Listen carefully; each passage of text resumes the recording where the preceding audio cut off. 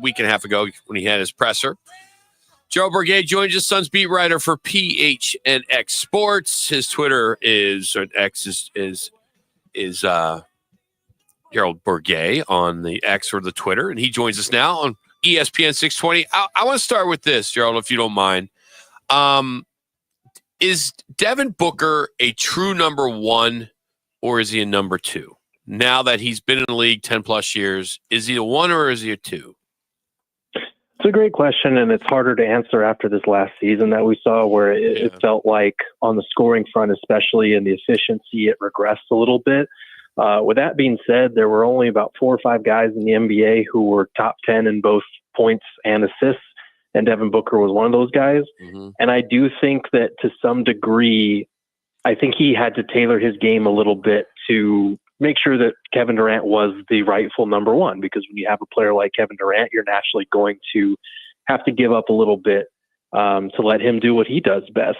I think in the future, if there is a Kevin Durant trade and Book goes back to being that undisputed number one, I think obviously his mentality is going to have to shift again a little bit. And I think he's capable of doing that. I think if you don't have a player that's in that, super duper star tier, like a Nikola Jokic or a Giannis or a Steph Curry, if you're a guy that's in a tier below that, the margin for error in building around that player is obviously a lot slimmer. But you look throughout NBA history, you have seen teams win a title with their best player being a worse player than Devin Booker. They just had the perfect complementary cast. And I think that's the difficult part, is whether Phoenix is going to be able to build around him correctly, given that he's 28 and the clock is kind of ticking to maximize what's left of his prime. It's interesting because if you go back to 2021, when they got to the finals, all he had was Chris Paul, really, right? I mean, he didn't have that superstar. But we all talk about you need 3 superstars. It seems like you keep hearing that in the NBA. Is that maybe changing? I don't know. I think that 2021 team that went to the finals, yes, obviously they caught some breaks in terms of the opponents and the injuries that they were facing. But at the same time, they were built with younger quality two-way role players.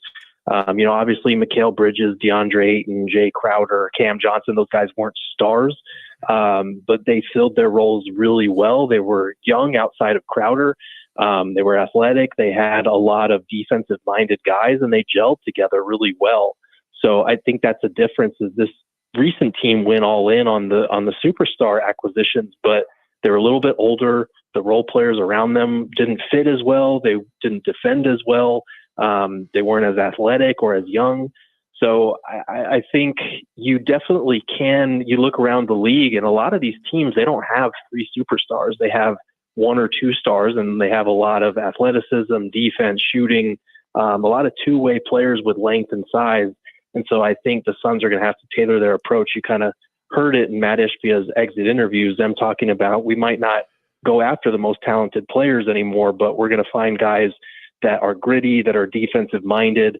And I think they're probably going to try and get a little bit younger as they retool around Book. Gerald, with Brian Gregory's presser tomorrow, I believe Matt Ishbia is going to introduce him around 3:30 or so. What is your questions per se? Give us a little bit of a tease. What you want to really try to find out, where this team is going, how this team is going, because right now it seems like the cart's a little bit in front of the horse. Tell about KD maybe getting traded, maybe he's not. There's a lot of minutia going around before you hire a head coach and have some kind of philosophy, I would think. Yeah, there's a lot of questions that'll be coming Brian Gregory's way tomorrow. And to be honest, I don't know that we're going to get all of them answered in the course of one 10 or 15-minute press conference, unfortunately. But among the things that I want to find out about Brian Gregory is how he's reacted to the obvious backlash from his hiring because of the little amount of NBA experience he has, what he feels he's taken from his head coaching career and from his limited time with the Suns that he believes makes him fit for the job. And most of all, what his identity and what his plan is for this offseason in terms of what the team is going to look like. Because we heard Ishbia talk a lot about wanting to set a new tone, set a new identity for Suns basketball moving forward. Well, this is the guy that's going to be responsible for making that happen. So is there a common theme here? Is it getting younger? Is it getting more defense? Is there something in his mind that he's pointing to this offseason, because Matt Ishbia was very clear you're going to be able to see the difference next year. What differences are you targeting? How are you going to go about enacting that? Because as of right now, you're facing an offseason where you still have to hire a head coach.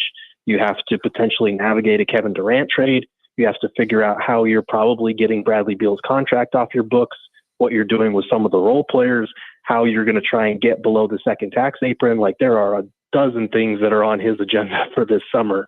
So trying to figure out if he has a coherent strategy or plan as he goes about doing that would help in terms of contextualizing what this hire was all about. All right, then I'll take you then to Bradley Beal. I'm tired of answering the questions for all the dopes at the refreshment stand, Gerald. So for our millions of listeners, you can answer this. You just referenced the fact, can they get Bradley Beal off the books?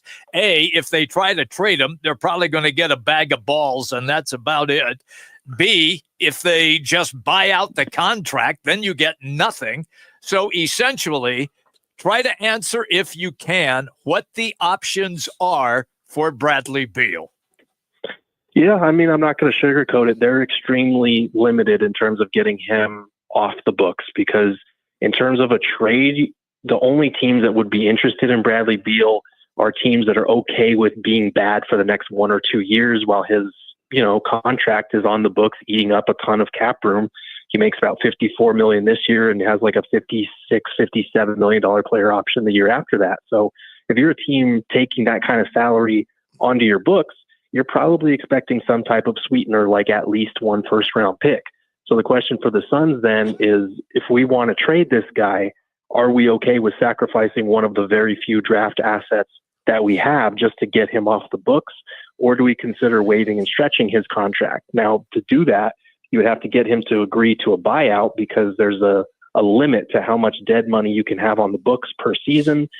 And with as much money as Bradley Beal has left on his contract, he would be over that threshold, especially since they still have EJ Liddell and Nasir Little's money on the books from when they waive and stretch them. So if they could get him to agree to like an $80 million buyout, then they would stretch that over 4 years. They'd be paying him like $16 million a year. That's potentially doable, because he could probably get a 2-year, $30 million deal from some other team once he was a free agent at that point. The question is whether they want to eat that much salary for the next 5 years.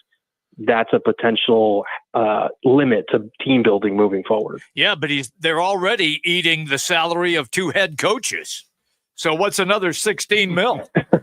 Well, they are, but that doesn't affect their salary cap. No, so I understand that. Yeah. Well, how about maxing Booker? How does that play into this? Yeah. If you're going to, a 2-year, $150 contract extension. Yeah, so he is eligible for a contract extension. That one won't kick in until a couple years down the road, I believe. Okay. But yeah, that is something to keep an eye on. I do think, though, people are going to look at the overall figure, and their eyes are going to kind of roll in the back of their head with trying to comprehend that much money. But it's worth remembering how much the salary cap is going to continue to increase with the NBA's new TV deal. All right, my follow-up then is indeed, which you referenced earlier again, and that is KD. And there's so much talk. Do you believe that they will get something good for him, or because teams know that they are trying to make a move, that they will lowball and he'll still be a Phoenix Sun? I think it honestly depends on a couple of factors. The biggest one for me might be whether Giannis Antetokounmpo is available, because if he decides he wants out, or if the Bucks look at their situation, especially with Damian Lillard being injured, and decide that they need to trade him and just start the rebuild, he's going to be the biggest name over the summer and not Kevin Durant anymore. So if that's the case, and you're a team that's looking and potentially thinking about making a superstar upgrade, putting some of your young players and picks on the line, well, why would you do that for a 36 going on 37-year-old Kevin Durant versus a 30-year-old Giannis? Yep. So I think that's part of it. I do think there will be teams interested, but if you're the Suns looking for the best return possible, you got to hope there's 2 or 3 teams that are all deciding we need a Kevin Durant and we can go all in on our title window for the next 1 to maybe 3 years with him. And he's worth giving up some assets for it. And you hope that there's enough teams to kind of create a little bit of a bidding war. If not, that's going to really hurt your leverage, because Kevin Durant, all the reporting has been that he's going to work with the Suns on finding a suitable trade destination for him. But if he gets impatient, or if he does what we saw Jimmy Butler do and says it's here or nowhere else, that's really going to hurt his market, and it's going to hurt the potential return that the Suns get, even if they don't send him to where he wants to go.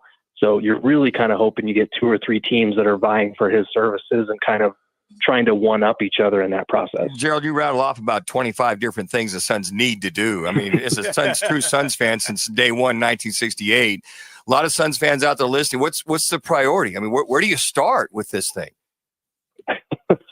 I wish I could tell you. I think you gotta compartmentalize. You gotta hire a head coach, preferably a younger one, maybe a former player that can relate to your players.